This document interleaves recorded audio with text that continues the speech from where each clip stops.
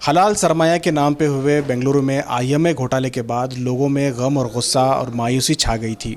हाल ही में जिस तरह से सीबीआई ने कार्रवाई की है उससे कहीं ना कहीं लोगों में एक उम्मीद और एक उमंग जाग रही है। इस सिलसिले में बात करने के लिए इस केस को तफसीली तौर से जानने वाले और इस केस को लड़ने वाले जो हैं एडवोकेट ताहिर हमारे साथ हैं। ताहिर साहब, आपका इस्तकबाल है। सबसे पहले हम जानना चाहेंगे कि क्या आखिर आईएमए विक्टिम्स को उनका पैसा मिलेगा? पहला सवाल।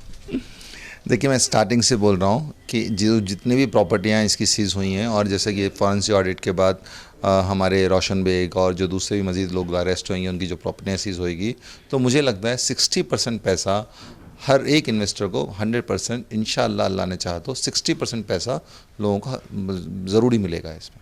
अच्छा, एक मुख्तसर जानना चाहेंगे, पहले हुकूमत ने जो कि कोलिशन गवर्नमेंट थी उस वक्त ये फ्रॉड हुआ था, उसमें एसआईटी बनाई गई, उसके बाद ये मामला सीबीआई को गया। एसआईटी से सीबीआई को जाने के बाद एसआईटी का जो काम था उस पर क्या असर रहा, सीबीआई ने उस पर कैसे रिएक्शन लिया और सीबीआई का इस वक्त क्या काम चल रहा है? देखिए, ये जो इन्वेस्टिगेशन शुरू हुई थी एसआईटी ने शुरू की थी, फिर सीबीआई ने, कुछ लोगों ने हाई कोर्ट में भी अप्रोच किया था, तो हाई कोर्ट के फिर गवर्नमेंट ने बोला भाई हम सीबीआई को करेंगे बोल के, तो सीबीआई ने इस केस की इन्वेस्टिगेशन की। तो सीबीआई ने इन्वेस्टिगेशन दौरान आपको जैसे मालूम होगा एसआईटी के कुछ ऑफिसर्स को भी सीबीआई ने बाद में अरेस्ट किया और उनके बारे में उनके ऊपर केस, उनको एक्यूजी बनाया, केस भी चल रहा है। तो सीबीआई ने अपनी इन्वेस्टिगेशन पाया कि जो एसआईटी ने शुरू में जो इन्वेस्टिगेशन की थी उसमें उनकी बहुत ज़्यादा डिरेक्शन था उनका, उसमें बहुत उन्होंने कोताही की थी। तो उसी कोताही को लेकर सीबीआई ने स्पेसिफिक कुछ लोगों को जो कि उसके जिम्मेदार थे उन लोगों को अरेस्ट किया और वो सब कुछ कराया। और सीबीआई भी जॉब कर रही है। सीबीआई ने जो प्रिलिमिनरी इन्वेस्टिगेशन थी हो गई, क्योंकि इसमें इन्वेस्टिगेशन प्रिलिमिनरी जो रहती है सीजर के डॉक्यूमेंट्स, अब जो इन्वेस्टिगेशन होगी कि जो उसने पैसा लिया इतने दिनों सालों से, क्योंकि जो पैसा उसने लिया है 3000 करोड़ या 4000 करोड़, 3000 करोड़ में 4000 करोड़ में जो उसकी जो प्रॉपर्टी एसेट सीज हुए हैं वो 1000 करोड़ हुए हैं। अब 2-3 हज़ार करोड़ कहीं तो गया है ना, तो 2-3 हज़ार करोड़ उसने बेनामी तरीके से या गैरकानूनी तरीके से लोगों को अंदर डिस्ट्रीब्यूट किया है या उन्हें कहीं ना कहीं छुपा दिया है या लोगों को अंदर बांट दिया है ताकि वो बाद में कभी उसको इस्तेमाल कर सके। तो ऐसे सभी लोगों के बारे में पुलिस सीबीआई इन्वेस्टिगेशन कर रही है। और ये जो पॉन्जी जो स्कीम्स होती हैं इनमें क्या होता है, ट्रांजेक्शन्स के बहुत मल्टीपल लेयर में ट्रांजेक्शन्स होते हैं, तो इनको ट्रांजेक्शन को जानने के लिए थोड़ा वक्त लगता है। और जितनी भी हमारी एजेंसीज़ हैं ना वो उतनी एक्सपर्ट हैं या नहीं है मुझे मालूम नहीं है, क्योंकि मैं तो उतने ज़्यादा क्लोज से एजेंसीज के साथ काम नहीं किया है, मगर मुझे लगता है कि हमारी जो एजेंसीज़ हैं इस तरह के जो फाइनेंशियल मैटर्स होते हैं उनमें थोड़ी स्लो है। और इसमें जितनी भी प्रोग्रेस हुई है आज तक की डेट में, जो मेरा एक्सपीरियंस है आज तक की डेट में इसमें जो भी प्रोग्रेस हुई है वो सिर्फ़ और सिर्फ हमारे कर्नाटका हाई कोर्ट में चीफ जस्टिस के जो फॉलोअप की वजह से ही वो मैक्सिमम प्रोग्रेस हुई है। चाहे वो कॉम्पिटेंट अथॉरिटी के बारे में बोलने रहने दो, चाहे वो सीबीआई की इन्वेस्टिगेशन करने दो। जैसे कि आपको मालूम है कि ये जो फॉरेंसिक ऑडिट का जो ऑर्डर था वो स्टार्टिंग में ही दे दिया गया था कोर्ट में, जब मैंने पीआईएल फाइल की थी शायद दूसरी हियरिंग में फॉरेंसिक ऑडिट का ऑर्डर हो गया था, मगर फिर भी 1 साल से ज़्यादा वक्त लगा फॉरेंसिक ऑडिट की रिपोर्ट पर एक्शन लेने के लिए। तो कहीं ना कहीं है, मगर मैं उम्मीद करता हूँ हमारा सिस्टम तो थोड़ा बहुत स्लो हो सकता है, मगर मैं उम्मीद करता हूँ कि इंशाल्लाह इस सिस्टम से हमको फ़ायदा होगा। साबिक वजीर रोशन बेग साहब की गिरफ्तारी के बाद लोगों की उम्मीदें और जाग गई हैं, लेकिन मंसूर खान ने पहले वीडियो में इल्ज़ाम लगाया था कि इन्हें 400 करोड़ मुकामी एमएलए रोशन बेग साहब को दिए थे। तो ये मामला कहाँ तक सही है और सीबीआई इसे कैसे रिएक्ट करेगी? देखिए, मैं जैसे लोग बोल रहे थे और उस टाइम में भी जब ये जो शख्स का नाम ले रहे हैं वो जो अरेस्ट नहीं हुआ था तब लोग बोलते थे भाई वो बीजेपी में मिल गया, इसकी वजह से नहीं हो रहा, वैसे नहीं हो रहा। तो मुझे मगर स्टार्टिंग से ही मालूम था सीबीआई या कोई भी एजेंसीज बगैर सबूत के ऐसे बड़े लोगों के ऊपर हाथ नहीं डालती है। तो सीबीआई के पास फॉरेंसिक ऑडिट का सबूत आया है कि कुछ ना कुछ फ़ंड, जो कि बहुत कुछ भी हो सकता है क्योंकि फिगर अभी मालूम नहीं है तो बेकार में कमेंट करके फ़ायदा नहीं है, वो छोटा भी हो सकता है बड़ा भी हो सकता है, वो फ़ंड क्या है आईएमए की तरफ से ट्रांसफ़र हुआ है रोशन बेग साहब को। तो इसी को उस प्रूफ के बेसिस के ऊपर ही सीबीआई ने अरेस्ट किया है रोशन बेग को।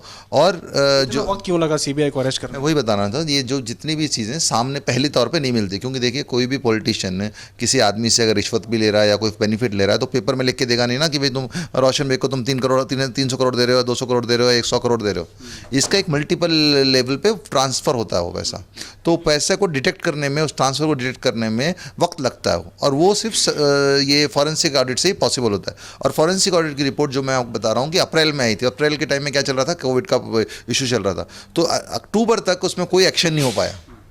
और जैसे ही जब दोबारा कोर्ट शुरू हुआ, फिर कोर्ट में जब दोबारा हेयरिंग होने लगी तो ये चीज़ें उठी और फिर सीबीआई भी एक्शन में आई, क्योंकि उनको आगे रिपोर्ट देना चीफ जस्टिस को, तो इसके लिए वो लोगों ने किया। वो शायद अगर ये पेंडेमिक नहीं होता तो ये चीज़ जो आज हो रही है वो मई और जून में ही हो गई होती थी। अच्छा, इसके अलावा जो है, चूँकि तो इल्ज़ाम था उसका, लेकिन ऐसे बहुत सारे भी इदारे हैं जिन्होंने आईएमए से फ़ायदा उठाए हैं। उन लोगों पे कैसे कार्रवाई हो सकती है, चाहे वो छोटी अमाउंट हो, 50 लाख करोड़ हो, कई लोगों ने जो है उसे लिया हुआ है। देखिए आईएम में से फ़ायदा उठाना कुछ लोगों ने फ़ायदा, जैसे एक कोई लोग बोल रहे हैं स्कूल उसने बनाया, ये किया वो किया बोल के है वो। देखिए स्कूल बनाया और स्कूल बना के उसे पैसा खर्च किया, अब उससे तो पैसा स्कूल बिल्डिंग बेच के तो कोई भी गवर्नमेंट वो ना कोई गवर्नमेंट नहीं कर सकती, कोई एजेंसी भी उसको रिकवर नहीं कर सकती, ठीक है। वो पैसा चैरिटी में उसने खर्च किया है, मगर कुछ पैसा उसने अपने पॉलिटिकल शेल्टर के लिए खर्च किया है, चाहे उसमें ऑफिसर्स भी हो सकते हैं, पॉलिटिशियंस भी हो सकते हैं, पॉलिटिकल पार्टियाँ भी हो सकती हैं। तो ये जो पैसा उसने अपने काले काम को छुपाने के लिए या फिर अपने काले काम को हलाल बनाने के लिए इन इदारों में खर्च किया है, उन पॉलिटिशियंस को दिया है, उन आलिमों को दिया है, उन लीडर्स को दिया है, वो पैसा का पूरी इन्फॉर्मेशन मिलेगी और उन हर एक उस शख्स को पकड़ा जाएगा और उस हर एक शख्स को रिस्पॉन्सिबल ठहराया जाएगा जिन्होंने इसके काले काम को सफ़ेद बनाने में मदद की है और इस काले काम को छुपाने में मदद की है। अच्छा, इस शुरुआती दौर में जो है कई लोगों का अरेस्ट किया गया था, उसमें बहुत सारे उलमा भी थे और जो भी प्रमोटर थे आईएमए के, बहुत सारे लोगों का अरेस्ट किया गया था। लेकिन अभी हम देखते हैं कि काफ़ी लोगों को बेल मिल चुकी है, मैक्सिमम लोग बाहर हैं। अब चूँकि ये बड़ी गिरफ्तारी हुई तो इससे कोई रिलेटेड आगे क्या हो सकता है? देखिए सीबीआई के आप देखेंगे, सीबीआई के हर केस में क्या होता है, आमतौर पर एक्यूज को गिरफ्तार वो बेल मिल जाती है, क्योंकि ये फाइनेंशियल ट्रांजैक्शंस होते हैं, फाइनेंशियल क्राइम होते हैं, जिसमें कि आमतौर पे कोर्ट भी सोचता है भाई ये क्योंकि ट्रायल्स बहुत सालों चलना है तो इसके लिए ज़बरदस्ती इनको रख लेके जेल में कुछ फ़ायदा नहीं है। मगर सीबीआई बहुत तरीके से काम करती है, बहुत डॉक्यूमेंट्री प्रूफ इकट्ठा करती है। वो डॉक्यूमेंट्री प्रूफ होने की वजह से जो ट्रायल के टाइम में क्या होता है, ऐसे लोगों को बचना मुश्किल होता है। आप चाहे एग्जाम्पल ले लें लालू प्रसाद यादव का ले लो, कितने सालों का वो घोटाला भी बाद में सीबीआई कोर्ट ने सज़ा दी उसको, क्योंकि डॉक्यूमेंट प्रूफ में दिया, तो सज़ा मिलने की सज़ा मिलेगी। मगर इसमें क्योंकि केपीआईडी एक्ट, क्योंकि देखिए आपने देखा होगा जितने भी इससे पहले हज़ार और बहुत सारी स्कीम्स हुई हैं जिन्होंने लोगों को धोखा दिया पोंजी स्कीम, मगर किसी को कोई पैसा नहीं है।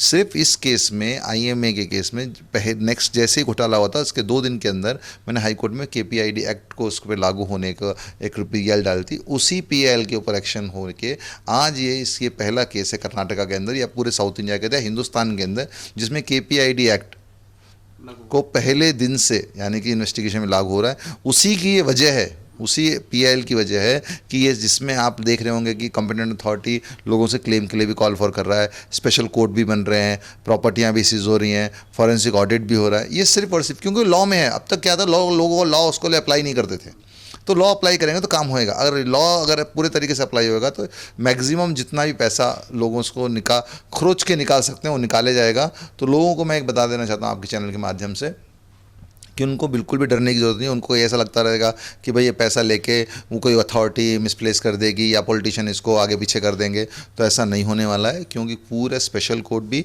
As well as high court के भी निगरानी में पूरा चल रहा है। और होपफुली ये जो हमारे जुडिशियल फोरम की वजह से इसके पर्टिकुलर आईएम में मैक्सिमम पैसा 60 to 70% पैसा आप लोगों को पूरा मिलेगा।